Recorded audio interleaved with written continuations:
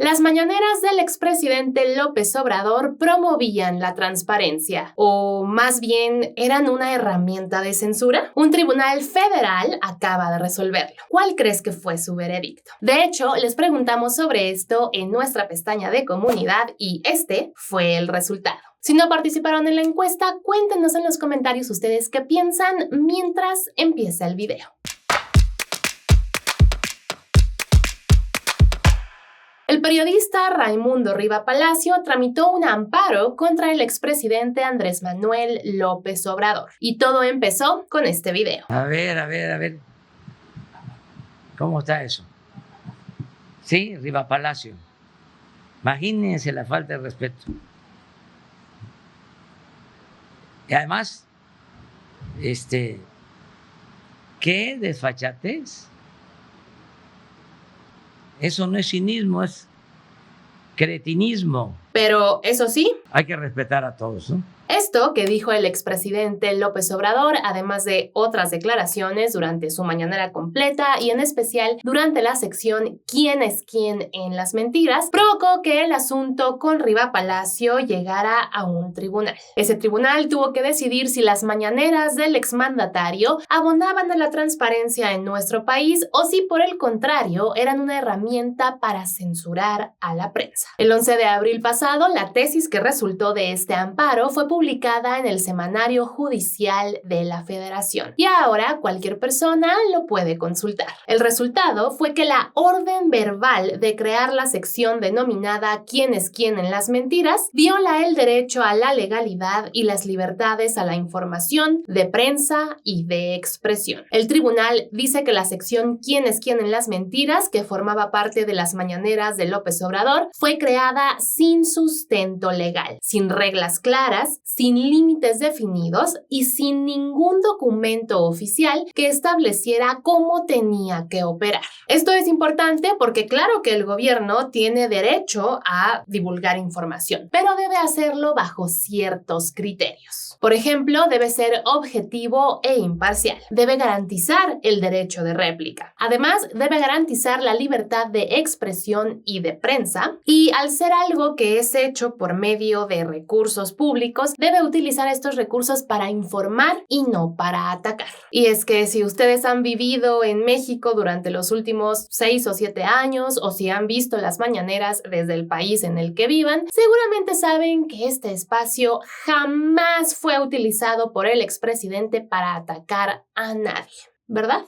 Quienes hacen un periodismo faccioso son los más tenaces informadores, o mejor dicho, desinformadores. Ese periodismo calumniador, falsario, al servicio de intereses creados, se han dedicado a atacarnos, a nosotros, y pues cualquier cosa quieren que se convierta en un escándalo. Pues por supuesto que no. Continuamente lo utilizó para atacar a muchísimas personas. Periodistas, políticos que estuvieran en contra de lo que él llama la cuarta transformación y en general cualquier persona que no estuviera de acuerdo con lo que el expresidente decía. Y es por eso que el tribunal señala que en particular esa sección, la de quién es quién en las mentiras, no cumplió con esos principios. Y que en lugar de informar, fue utilizado como un espacio de propaganda postfactual. Esto quiere decir que después de que se publicaba algo con lo que el gobierno tal vez no estaba de acuerdo o que lo hacía ver mal, el espacio era utilizado para, después del hecho, acomodar otros hechos y otros datos que a veces existían y a veces no, de tal manera que le conviniera al gobierno en turno y que pudieran desacreditar a periodistas, en este caso, que estuvieran publicando información contraria a lo que el gobierno quería dar a conocer. Además, el tribunal dice que este espacio estigmatizó a periodistas llamándolos mentirosos desde una posición de poder.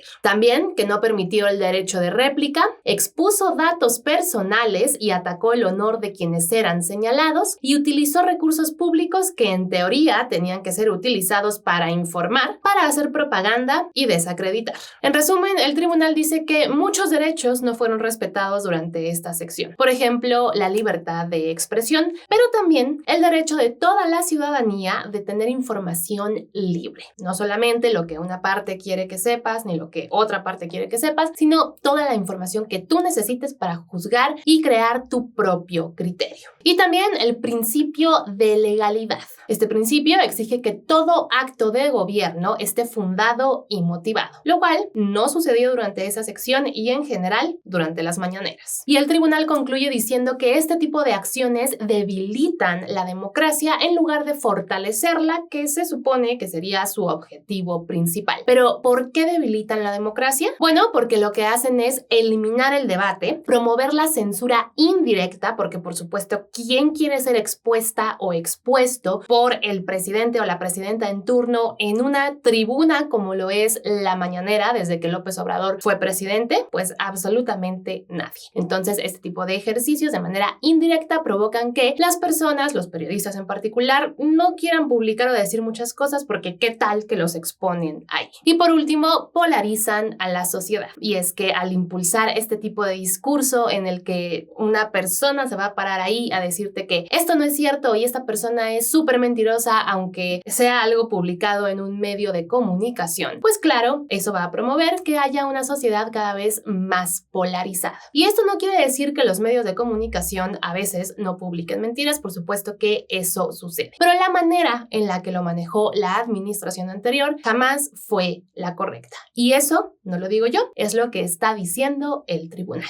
Y es que el gobierno, en lugar de promover la pluralidad de ideas, que por cierto era algo que decía el expresidente, pero no hacía en realidad, en lugar de hacer eso, lo que hizo fue solamente polarizar. Y además se convirtió en juez y parte, ya que era el mismo gobierno quien decidía qué era verdad y qué era mentira, sin ningún tipo de criterio claro o control. Simplemente porque ellos lo decían, muchas veces sin mostrar la metodología que había detrás de eso o cómo llegaron a esa conclusión.